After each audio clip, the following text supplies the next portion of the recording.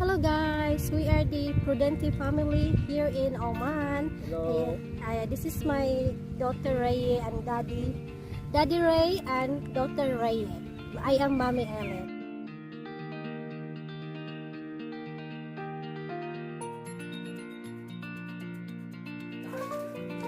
Ang bata ABC guys, magawa ng project daw sa English. We'll see later how it will look like. Say hi, baba. Hi. English project daw yun, guys. Lalagyan din nila ng sentence na anong ito yung tawag nun ba? Conjunction. How to use conjunction in a sentence. Ayan. She is now guys, applying the design daw. So she picked the shape of a heart. Kasi pwede naman pala iba-ibang shape, di ba be? Any shape, and then you connect them together and then write the sentence. And yun, she said you can put any design on the side of your sentences. Ayan guys. So that's actually guys, how to use conjunction. For example, in here, what did you write? I wanted to ask them what was going on, and I didn't want to. But I didn't want to interfere. So just about ganun lang siya guys. And then there's about like 5 conjunction word that she used. Okay, so yan po yung guys, update ng kanyang project. Ayan, ba't nag-ibang kulay? Hello guys! Hello mga lalabs! Good morning, good morning! Galing kami naghatid kay Rhea guys sa school. Naka-jacket ako, super lamig eh. May araw naman guys oh. Pero sobrang lamig talaga. Like manunuot dun sa sa skin mo talaga yung lamig. Ang linis ng paligid guys, si Daddy kagabi. Ay kahapon naglinis, nabot siya ng gabi sa paglilinis guys dito sa aming paligid. Tingnan nyo guys oh, yung doon, ay, tinanggalan niya yung yung mga dahon-dahon, winalis doon niya. And then at ito ding kasi hindi ko malinis-linisan to eh, itong aking tanglad. Ayan guys oh, nagwalis pala si Daddy kahapon dito. Ayun, lately kasi super ako. Palagi na naman ako hindi makahinga. Sa lamig kasi guys, weakness ko talaga yung lamig. Doon ako palaging hinihika. And then doon, tinanggal niya yung mga dahon-dahon.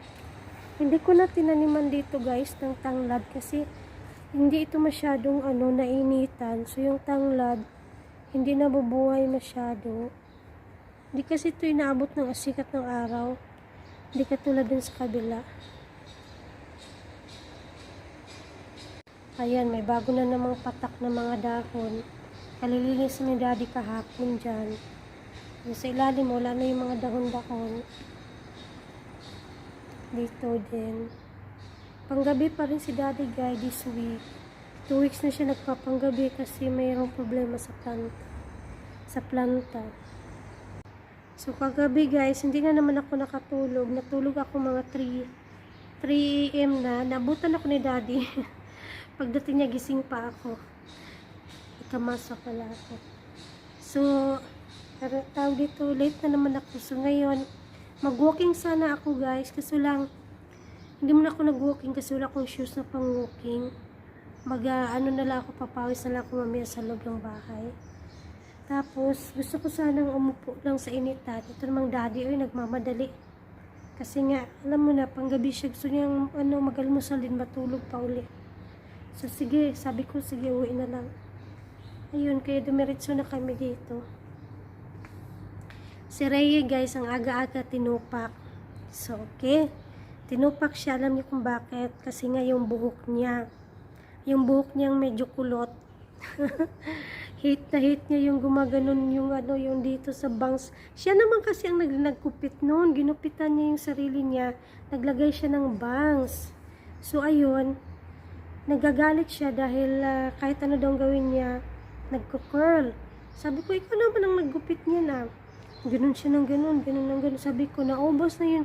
Almost 30 minutes ka na diyang nagsusuklay. Walang nangyari sa buhok mo, hindi siya nag-straight. Sabi ko, you're getting to my nerves. Sabi ko, ganun. Kaya yung tinutupak. Sabi, ano siya yung, alam mo na, yung bata pa kasi, 11 years old. It will take time guys na talagang matanggap niya yung physical appearance niya from the looks. Kasi yung, sabi niya gusto daw niya yung, sana daw nakuha niya yung hair ko na straight. Ang problema, napunta siya sa hair ng daddy niya. What to do? So sabi ko, you have to wear yourself confidently. Kasi, everything will follows kung confident ka kung anong meron ka. Sabi niya, sino maging confident dito? Who will be confident with this? With this hair? Kaya agagan yung tinupak. Pero darating din siguro guys ang araw kapag nag-matured na talaga siya, no? Na matanggap na niya yung kanyang looks. Kaya sabi ko, ang ganda kaya ng hair mo. Kasi tawag dito, hindi naman siya masyadong kulot. Medyo may pagka-curl lang. Natural lang siya ba? Sabi ko, yung iba nga, ganun talagang pagkakulot eh. Samantalang sa'yo, bagsak pa rin naman yung hair mo.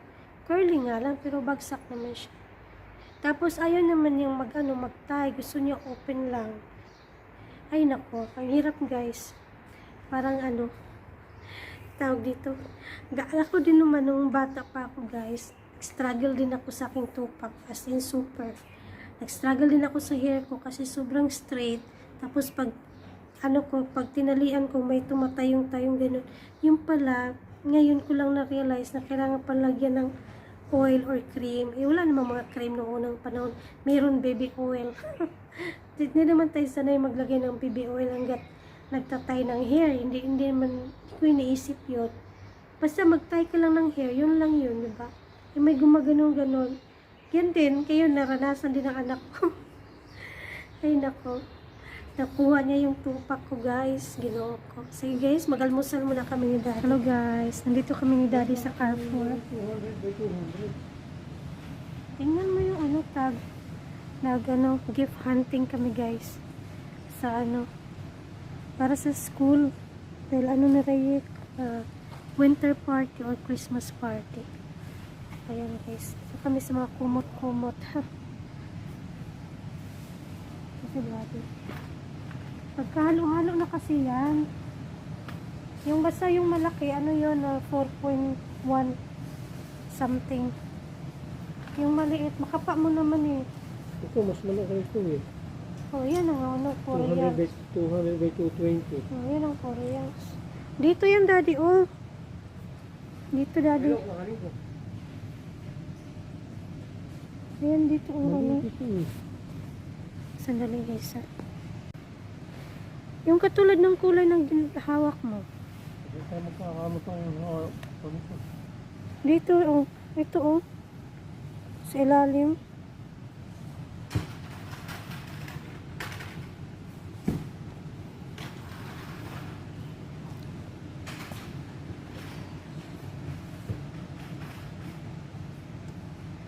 Dito, pareho lang din nata ito eh. Ito, Daddy, oh. Dito. Yan yung malalaki. Yung isa ilalim yun.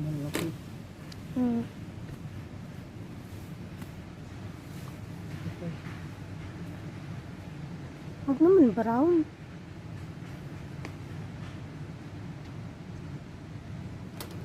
Blue? Walang purple dyan. Wala. Red. Tingin ng red. Yan.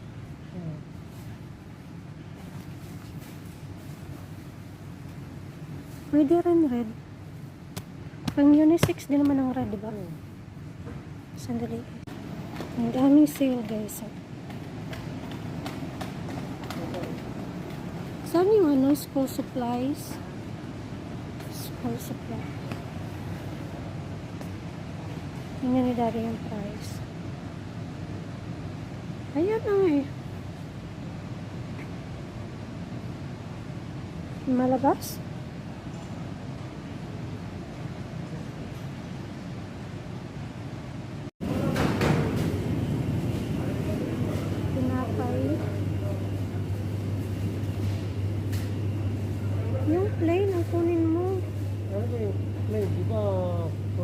evaporator. Hindi.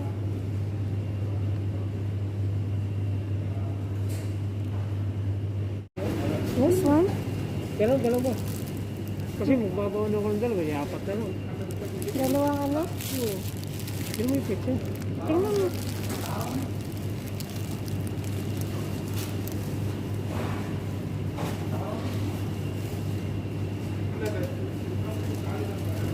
Tapos na kami guys. Bilisan namin kasi ano, magsusundo pa kami kay Rhea. Bilisan mo daddy. Ng oras na. Ayun guys, saglit lang talaga. Bumili lang kami ng gift. And then, dyan lang. Pero ang layo ng lalakarin natin. Kung dyan, wala kang choice. Kaya naman doon ka. Walang elevator doon. May trolley kasi kaming dala doon. Hindi kami nakabitbit ng eco bag. Ito na. Ito lang aming nabit-bit guys. Nabili. Yan. Ay, hindi. Ano ba tayo? Lagi? Kung pala tayo, G1. B1 tayo? Oo.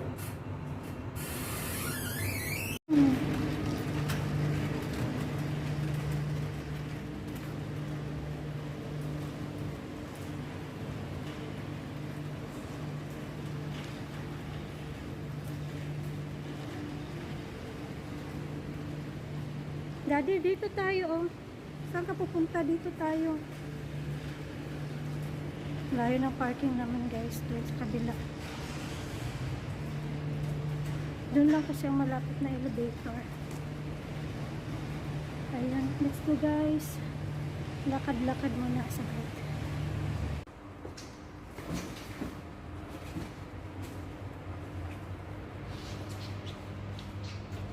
Ayan guys. Alis na kami. Punta na kami ng school. Sunduin sa kanya. Okay. Wala akong problema rito.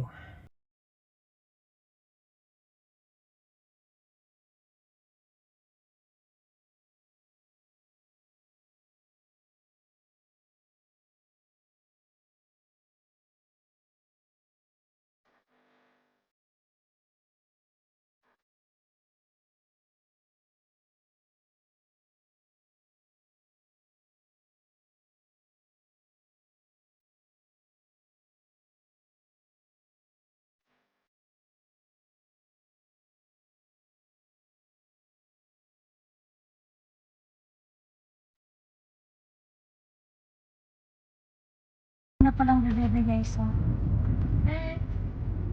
Kinuha ko siya sa classroom kasi wala siya dun sa labas. Si hi baba. Hi. Ay kumuka ka dyan. Ay ginawa ko. Yan, nandito na kami sa bahay guys. Ang bata tinanggal yung jacket niya. Kasi ano na. Basta pauwi na, tatanggalin na yung jacket niya. Open the door, oh.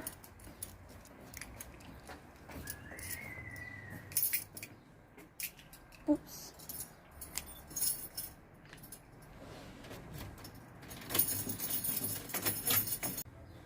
Hi guys! Nandito ako guys. Good evening. Hapunan na guys. Sarap ng kanilang ulam. Bulalo guys.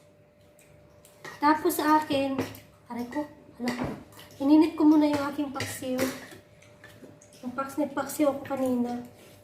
Uy, si hi, kain naman tayo. Kain tayo. Magsabi ka naman ng kain tayo. Kain po tayo. Because you're not allowed to beef. Yeah. Pero kakain ako, mayroon dyan bisul. May hinalo sila na bisul. Kakain ako. Yan, kain tayo guys. Busy na sila. Mainit kasi yung sabaw. Hindi na makapagsalita. Si Angyan ang nagluto tonight. Tingnan yung kanilang bulalo guys. Oh. Tingnan ko muna. Ayan guys, so kanilang bulalo. Ay ko. Agoy kainit. Naay ka ng bisulog ano guys. Kanang sa tawag mais. May bisul at mais. Okay guys, ito naman sa akin, paksiw. Kasi hindi ako makain sa kanilang ulam. Kaso lang, maghanap sila ako ng bisul. Nadurok naman yung bisul eh. Bisul is part of gabi din. Ano yung tawag sa Tagalog nito? Gabi. Basta bisul guys, yung white maliliit. Parang siyang gabi kaso lang maliit. Hindi ko alam kung anong tawag sa Tagalog yun. Sa amin sa Bisaya, bisul. It's nice. It's like it's like kamuting kahoy. Daddy kain. Si Daddy is na, paalis na. Mag-alis na siya. Ayan. Papasok na siya guys. Sa'yo ito? Yes. Pasok na. Wala na maliit yung space. Ito ba yun? Hindi malagip yung Ano ka lang inulam mo, Daddy? Yung... Manok? Kung ano pa rin bago? Pinalamig ko nga yan eh. Mahal. Huwag ka rin masyado ha. Ay, pinalamig ko nga. Kinuha mo naman. Kinuha yung Daddy kong mais ko.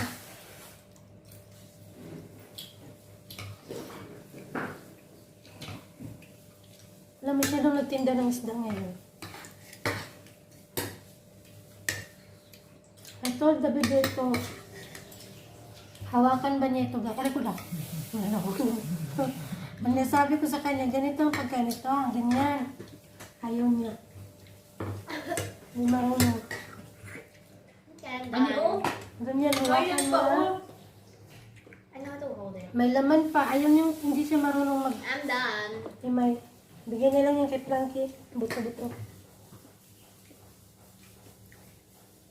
Happy si Planky ngayon. Ayan, manihapon ta guys.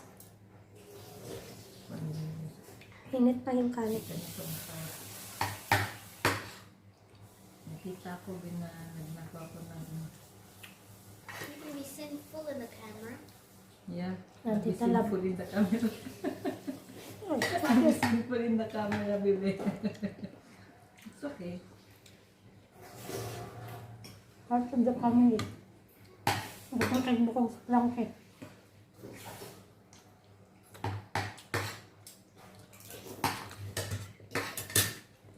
You're done?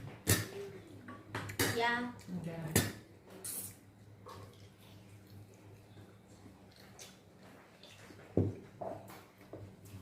Nakuha ng Daddy yung anak ko. Sorry.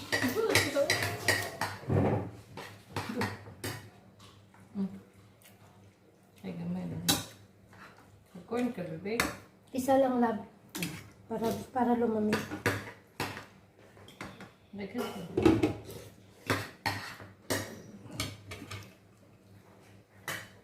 Ayan guys, may ulit. Kain muna kami. Kain muna pala ako. Tapos na sila. Kami na lang ni Brian. Bilis nakatapos ng bebe. Kasi pagising niya, hindi siya kumain ng snack. No? Kaya nagutom. Okay guys, later guys. Hi Bye. guys, welcome back again. So ayun, tapos na yung hapunan namin guys. The baby is having biscuit na naman sa kanyang ewan ko. Akala ko ba you will take, There's still 2 more. may midnight snack siya ng biscuit na may chocolate. Okay guys, i-end namin ang video namin for today. Okay, kasi din ako. Nag-i-edit ako guys. Ay, hindi nag-edit, mag-upload pala. Tapos na akong mag-edit. Dito ako sa harap ng aking computer. So again guys, thank you so much sa pagsama sa amin. This is us, the Prudente family. Mommy Ellen here, saying it's nice talking to you. With my daughter here, Ray Kuwai. Thank you guys for joining us, and we hope to see you again on our next vlog. Please don't forget to like and subscribe to our channel. Bye guys! Bye. Good night! Say good night, we. Good night. Busy sa kain. Or good evening. Good evening and good night. It might be good morning from some other places. Maybe in America. Yeah, morning pa ngayon doon. Okay guys, bye again. See you.